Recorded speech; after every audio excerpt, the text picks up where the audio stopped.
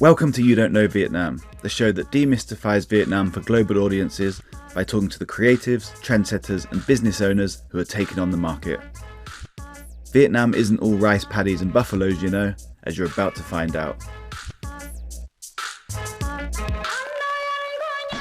I'm Ian Payton, co-founder of We Create Content, and today we're talking to photographer Justin Mott. Justin's been living in and photographing Vietnam for 15 years. He's shot more than 100 assignments for the New York Times and now has a long-standing commercial photography business that serves global and domestic hospitality brands.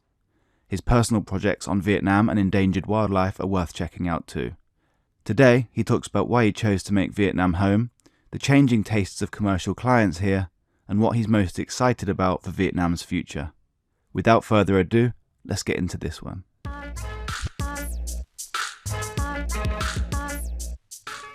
Justin, oi. Oi. How are you? I'm excellent. How are you? Yeah, I'm very good, thank you. Thanks for joining me on the You Don't Know Vietnam podcast. It's my pleasure to be here. Thanks for having me. You've been here a bloody long time, haven't you? Yeah, coming up on I'm getting to that point where I've almost been here longer. Not quite, but almost been here longer than I've lived in the U.S. Not quite. I think I'm at 15, 16 years now. Wow. Yeah. You must love it.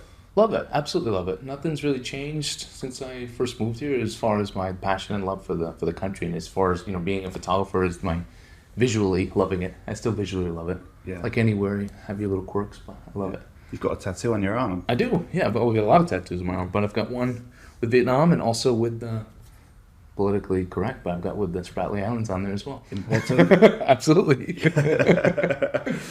So how did you end up here? Well, I'll try to keep it concise. So I was a photojournalist studying at San Francisco State University, and I just wanted to, my father had passed away, and I thought about just going on some sort of adventure. I was bartending, going to school, and I was just kind of burnt out on life in San Francisco. It's a great city, but it's just sort of like a work-to-live city.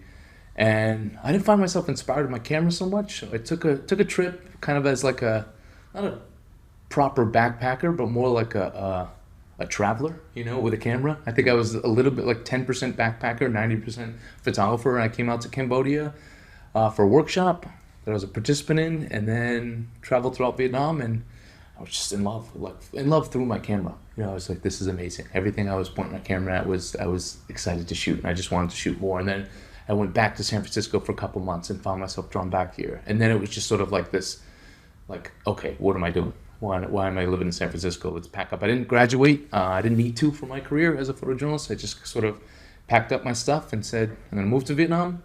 Wow. I'd fall in love with Hanoi because this is actually where I spent the most time. I was traveling a bit for each little town doing that little bus tour thing, But this was the town I kind of spent a solid month in. And I met other photographers, and they weren't like the photographers in the U.S. They weren't really competitive. They were the opposite. They shared, and they were helpful. It's kind of what I thought photography was going to be like in the U.S., but it wasn't like that. It was really competitive, and a lot of backstabbing, and not much of a community, which I thought I was going to be a part of some sort of cool photography community, and I found that here, and I fell in love with it here, and I just told myself I'm going to make it work here, and here I am, 15 years later. Wow. And you've worked on some pretty serious gigs since you've been here, both editorially and commercially. Yeah, I calculated this a long time ago. I don't do that work as much anymore, or not in Vietnam, but I did probably over 100 assignments for the New York Times. I was kind of the go-to guy for them for Southeast Asia for a long time, covering travel stories, news stories, feature stories. And then, but I wasn't like a direct employee for them. I was freelance, but I was getting all of their work, or a good portion of their work. And then that just led to doing stuff for Wall Street Journal, Forbes, Time, Newsweek, everybody you can imagine. I mean, they do a lot of these magazines would do 1 or 2 stories a year in Vietnam. So I was getting a lot of those stories. So I was thankful for that. And then that grew into commercial work. It started with wedding work because I wanted to pay the bills. And there's a lot of destination weddings here, and they pay a lot more than, magazines and newspapers do in the U.S. And then I got into commercial work as well, and that's kind of my focus now, is splitting that between wildlife photojournalism stories kind of globally, and running my business with my wife, Mott Visuals, which specializes in commercial photography for hotels and video production, stuff like that. Mm. And what was one of the most memorable shoots for you in Vietnam? I had so many. I mean, my goodness. One of my first big assignments was, I mean, this is like so hard because I have a lot to choose from, so to edit it down. But if I just, without being rehearsed, what pops in my head, I always think of Hazang. When I had a travel story for the New York Times going to Hazang, and I had never really been there. Been like near there with some friends, some Vietnamese friends, on a photography trip. But I'd never really gone there on assignment. And I'd been doing some assignments for them already, so I was comfortable like as a photographer. But it was just such a, I don't know, it was just magical. It was a magical place. It was like, oh, Vietnam also has this. You know, you have the city life and the countryside. I've been down to central Vietnam and southern Vietnam, but I hadn't been up to like properly up to the northern mountains. I went to Sapa, but it was very touristy, and I went there sort of kind of like a tourist. But this was like, oh, to see it very raw. Like we rented motorcycles. I went with the translator, and we traveled around, and we found these little markets, little villages, and explored. And it was just such an awesome story. I'm like, that was one of those assignments where I'm like, I love my life. I love my job. I love what I do. It was truly one of those like, if you love what you do, you'll never work another day in your life. That felt like that day especially.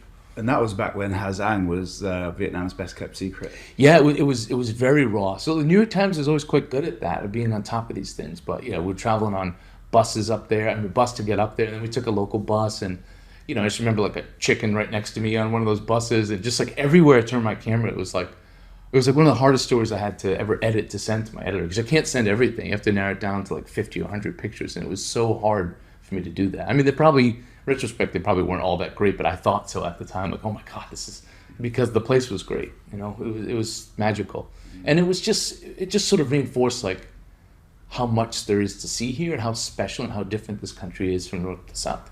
Yeah. And I want to come on to that again Sure. in a minute, because that was something I wanted to talk about with regards to how the country changes from north to south. But I just wanted to jog your memory about a portrait that you'd done of Pham Tuan, the first cosmonaut. Oh my goodness, yeah. I even forget some of my assignments sometimes. I only remember it through pictures, Well, we were editing a magazine at the time, and it was a tourist magazine. So we'd run this story about the first cosmonaut. He went up there with Russia, and I'd interviewed him, and on print day the story got pulled, or the image got pulled because it was too political, and we were a tourist magazine. I must note that wasn't pulled by Vietnamese censors. It was sort of self-censorship by the editor-in-chief. Yeah, but that was a great image. And you also shot the richest man in Vietnam.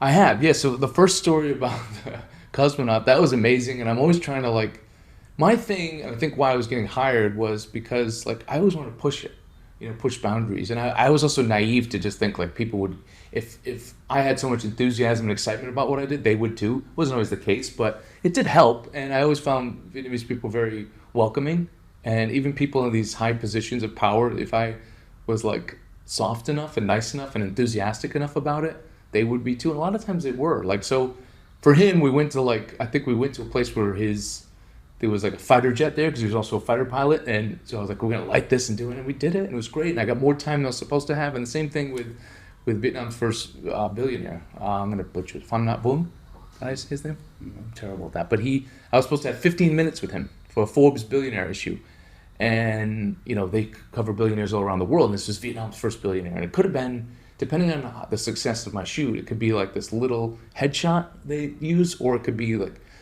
the cover, if you're like, of course it probably wasn't going to be that, but if you got like a big spread or a double truck spread, which is 2 pages, that would have been like, I never even thought of that. But I pushed it again with his assistant. I was like, the one shot where he kind of wanted it indoors, we lit it and it was okay, but then it was raining out, and I'm like, well, what if we go outside, because you have this real estate development and there's people working out there, and we have your buildings being built in the background. It was raining, and he's like, oh, but I was so excited about it. He was like, yeah, he was really nice, and he gave me his time. This is a busy dude, and I was supposed to have 15 minutes. I turned it to an hour and got an awesome shot, and it was double truck spread, and Forbes was happy, and he ended up, his business, like his people bought the image from me too, so to use. So it was pretty cool. And it was also like the launch of Forbes Vietnam as well. I'd done it through Forbes US, but they had also used the photos as well here in Vietnam, because it was the launch, beginning of Forbes Vietnam. So it was an exciting time. Yeah, he was a really cool guy. I mean, the equivalent of doing that in the US, I don't think would have happened. I just wouldn't have had that time, or no one would have given me that time. So I thought that was cool of him. Yeah, great. And just going back to what you said about Vietnam changing from north to south, could you summarize that a little bit? What your thoughts are there with regards to how the country changes and the people change? Yeah, well, I mean, I think my initial impression of Vietnam when I first came here was, as you go farther south, I'll get in trouble for saying this, but that was my first initial impression. That's what even my Hanoi friends would tell me, is like, people are nicer as you go out south. And I think that's maybe true on the surface, or true from a photographer standpoint, as far as like opening up to you and smiling and waving at a stranger. I still feel like people in the north are very nice. It's just, you got to break down, you got to earn it, you know what I mean? And I think that's fair, because I think they've been through a lot. I mean, people in the south have been through a lot, people in central have been through a lot, but I don't know, Hanoi has a little bit of an edge to it, but I think once you crack that surface, people are just as nice and just as welcoming. And I've got, amazing opportunities, I think, as a foreigner for being a photographer here.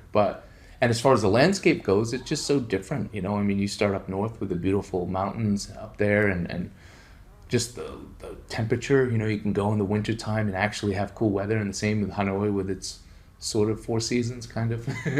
And then as you get down south, I prefer it up north because I don't like the heat consistently. I don't like the heat at all. I don't even know why I live in Vietnam. Actually, it's a testament of how much I love Vietnam, because ideally temperature for me would be like 10 degrees. And it's just rarely that in Hanoi, anywhere. So I love it so much that I stayed. But yeah, I would say the visually the country changes. As far as the people, I think just that. I think it's similar. It's just there's more of an edge in Hanoi in the beginning, where you have to earn it. As far as from a photographer standpoint, to get access to things, there's always like a little bit of skepticism, a little bit of like a couple no's before you get a yes. I've heard a lot of people say that. Yeah. I've heard a lot of people say that they've heard that people are colder in Hanoi, and I've always sort of put them right. I've said, no, that's not true. You just have to get to know people a little bit more, and like you said, earn it a little bit, and they're just as welcoming, if not more welcoming, than anyone else in Southeast Asia. I agree. Yeah, and a lot more welcoming than it would be, I'm American, than a lot of places in my country would be, you walk into villages and you walk up to someone's house and you knock on their door, like people in Vietnam are probably going to welcome you in, have a cup of tea and share a meal with you. You might get shot doing that. And having been here for so long, I mean, the city, Hanoi that is, and the country seems to be moving the whole time. So much is changing. Have you noticed any huge differences being a resident in Hanoi over the last, was it 15 years? Yeah, 15 years. I mean, the thing is for so many years, I didn't really know the city, because I would say for 10 to 12 of those years, I was just on the road, whether it be through, not just in Vietnam, I was shooting in Indonesia, Thailand, Australia, Cambodia, Laos, all over Southeast Asia. And so I didn't really get to see it change. And then during COVID, I actually was around. I mean, I had to be, right? And then as I get older, I don't want to be with my business. I don't want to have to be on the road so much. And my wife doesn't want to have to be on the road so much. I want to be home with her dogs and experience and be like an expat and experience what that's like. I'm in my mid 40s now. I know I don't look like it, but I look like I'm in my late 40s.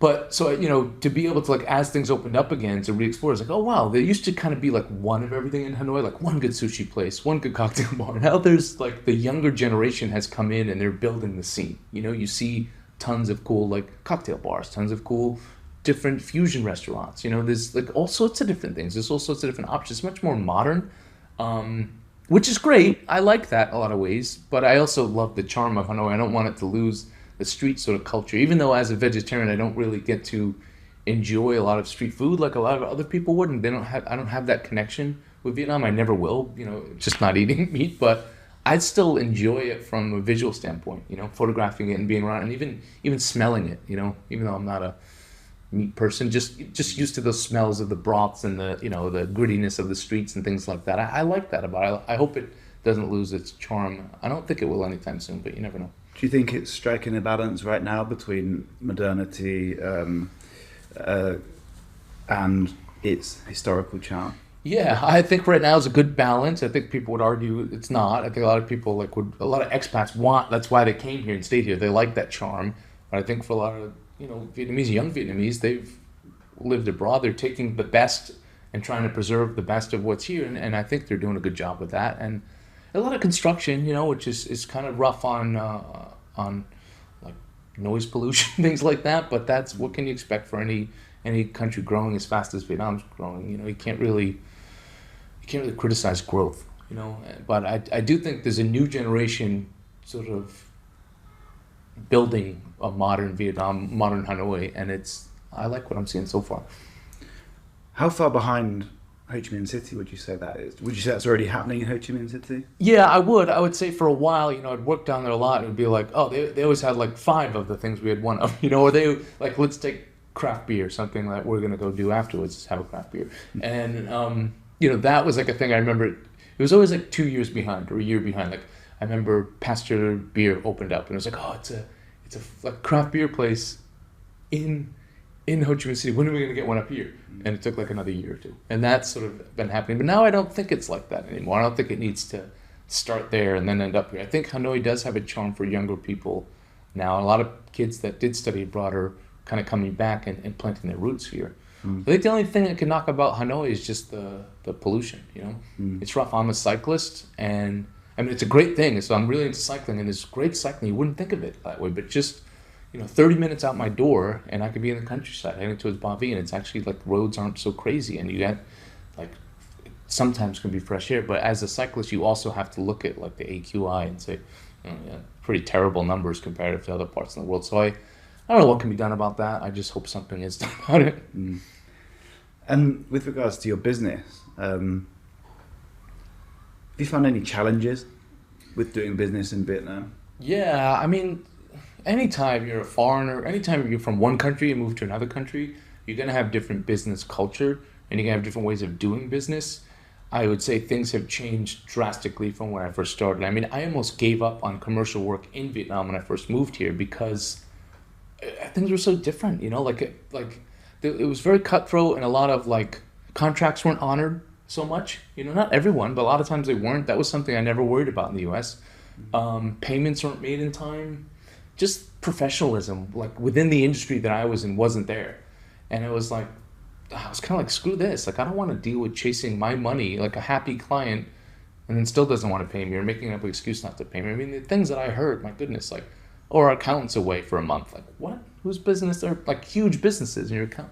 So it almost did scare me away. But I think with my wife joining the business with me, she's Vietnamese, and being able to I think it's kind of the best of both worlds. Like, I taught her a lot about the way I did business in America. And it's not all right and wrong. There's a lot of things in the States I don't love too. I think they, like for a shoot, they probably have too many people. We can do it with a smaller team, and too many loopholes and paperwork and insurance policies you have to fill out to get anything done. So it's give and take, but we're the perfect balance of that. And our business does that. We used to just work mainly with foreign companies, but now we do a lot of both. And now we're doing a ton more in Vietnam. There's so much growth here. And what we do is the hospitality market. So luxury hotels and real estate developments and things like that. When they need videos, they need photos, they come to us. Well, a lot of times they do. And it's changed a lot. It's not quite where I want it to be. Like, my wife has a lot to deal with, and she's become sort of Western in a lot of her ways of thinking, and she can have a kind of trouble with her own people sometimes dealing with things, but it's gotten a lot better through the years. A lot better, significantly better. I mean, we're always going to complain because, just you're in business. Yeah. You're a small business, big businesses are always going to try to take advantage of you, right? But happy and lucky where we're at. And have you seen tastes change with regards to, your visual work or briefs for your work or briefs that you're receiving or what the client's kind of accepting and never used to accept? Have you seen like tastes change in aesthetics through the years? Yeah, it has. I think, like, let's take something with luxury, right? The word luxury was always like, we wanted to portray luxury through the style of our videos and the way that we're filming things in a cinematic way, the lenses we're using, transitions we're using, the color grading. And early on, it was like, in Vietnam, a lot of the companies we worked with just wanted to be so on the nose, like, okay, no, just Louis Vuitton bag, like holding gold bar. I mean, that's exaggeration, right? But like holding a pile of cash, and like we can achieve that without having to be so in your face about it. Like, yes, your place is expensive. Yes, you want to appeal to this crowd, but we can do that through other ways and make it more subtle.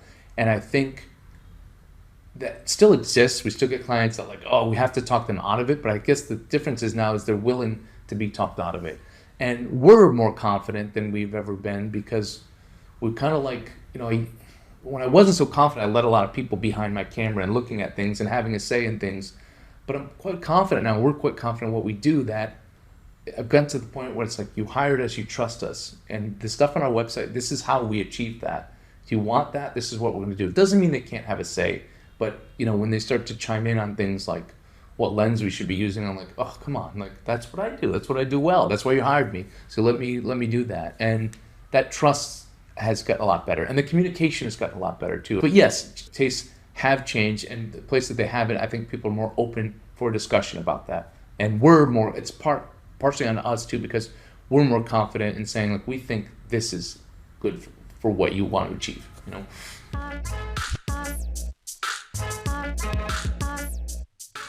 I really want to know what you're most excited about for Vietnam's future. Oh, that's a great question. What I like here is, I'm so focused on, like, I love talking to people, other small business owners. And so whether that be Vietnamese or foreigners moving here, I love that like, it's such an industrious country for that. Like, there's so many entrepreneurs.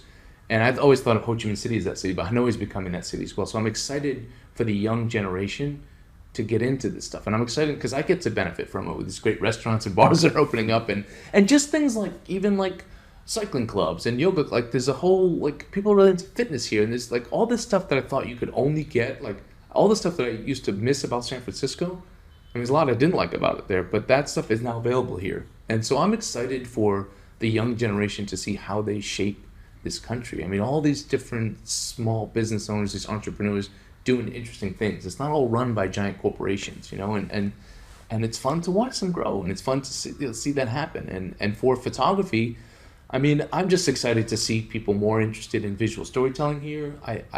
I'm not into, you know, TikTok and Instagram as much, or that kind of world for photography. I like deeper narratives and deeper storytelling, but there's websites and organizations doing great things, like Mott, you know, a great website here that really promotes young photographers and storytellers and documentary photography, what they do. So I'm excited for organizations like that, for people like that they have the freedom to do that now, and they're pursuing that, and, you know, in the growth of this country. I just hope, I hope some people are also working on the environmental stuff as well, because it would just be nice to have cleaner air, selfishly, but I think benefits all of us, you know.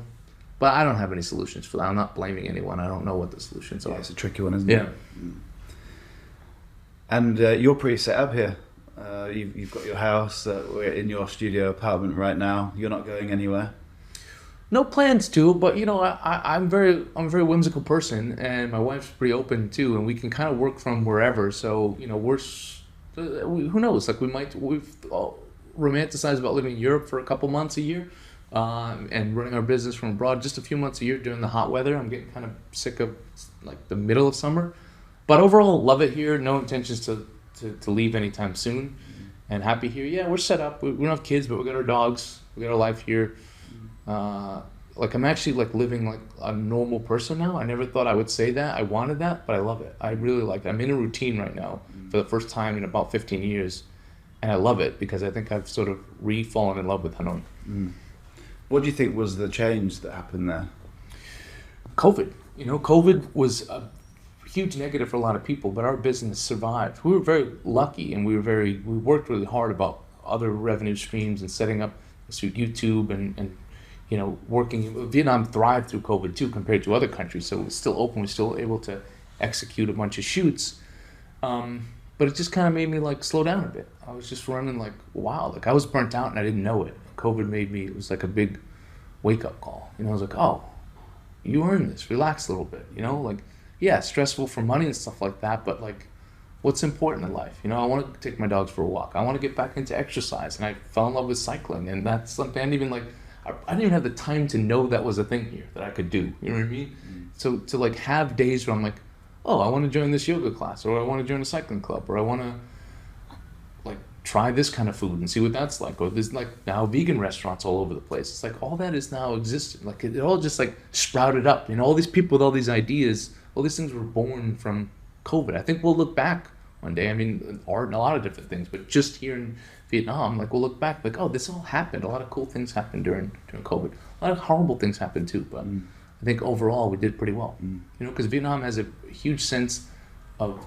community, and people kind of care about their neighbors, and I think that showed, and I think people followed the rules, and I think it worked, and that's, I think, why we all thrived here. Yeah, I mean, I'm grateful for that. Yeah, you know? Vietnam really stepped up, didn't it? And people pulled together. Yeah, I mean, my friends and family back home, they didn't believe me. You know, I talked to them and I'm like, I didn't believe them. I didn't believe them how horrible it was. They didn't believe me how good it was. You know, it's like, no, it's actually, things are working here. Everyone follows the rules. No one's worried about, like, no one's being selfish about this kind of stuff. I mean, it's really like just one message, one set of orders, everyone followed it. Would you remember that poster that young designer here did? And it became the propaganda poster of COVID, and it was "Love your country, stay at home." Yeah. That says it all. You know, it's true, and everyone did. Like, there wasn't protests about wearing masks. There wasn't like, oh, I deserve to not wear a mask. I'm like, just wear a mask. It worked. You know, and we stayed open for business a lot more than most people did. You know, and people that did what I do in America screwed. A lot of them actually aren't photographers to this day. They just had to start a whole new career. Is there a part of you, with regards to your career, that ever thinks about going back into editorial or journalism? Do you ever like look at it and be like, oh, I could get out there to help tell these stories? Or well, so for me, what I do now is I just self-assign. So I have no desire to do journalism in Vietnam. I kind of like being here as an observer now. It's nice at this point, but I like wildlife stories, so that's my passion now. So I do wildlife stories, like, you know, with my tattoos, you see a lot of rhinos. I'm really into the last northern white rhinos. I do stories about people and how they help animals, and positive stories that built from negative impact of humans. But that's what I do now. So I do those stories, I self-fund those stories, and I let them go wherever my interest goes. So if I want to go to Kenya, I block aside time and we do that. My wife works with me. We might, you know, we'll work on a documentary about the northern white rhinos and a lot of different photo stories about different animals in different countries. Well, I look forward to seeing more of your self-assignments and seeing what you do in your personal project. Thank you. I know that's been really important for you as well, the personal project stuff. Huge. And some more coming out of Vietnam as well. Yeah, 100%. I mean, I have a project about Vietnam that's published in National Geographic, and it's not even done yet. So it's like basically just capturing the beauty of Vietnam from above and below, going to different provinces and connecting, you know, aerial shots taken with a drone, with our drone pilot who's Vietnamese, and then I take the below shots, and it's sort of this like relationship through diptychs of capturing the beauty of this country from north to south. Sort of what we started this conversation talking about. Yeah. It's sort of like my little way to say thank you to Vietnam for everything it's given me. Yeah. I love that stuff. Where can people see that? JustinMott.com. Yeah. Okay. Justin, thanks very much for having me, and thanks for coming on the show. My absolute pleasure. I'm really excited to see more of your work coming out in the next few years. Thank you. And let's go and get that beer. Yeah, let's do it. Okay. Sounds good. Cheers, mate. You've been listening to You Don't Know Vietnam. I'm Ian Paynton from We Create Content. I'd like to thank DJ Jase from the Beats Saigon for the soundtrack, and to you for making it all the way to the end.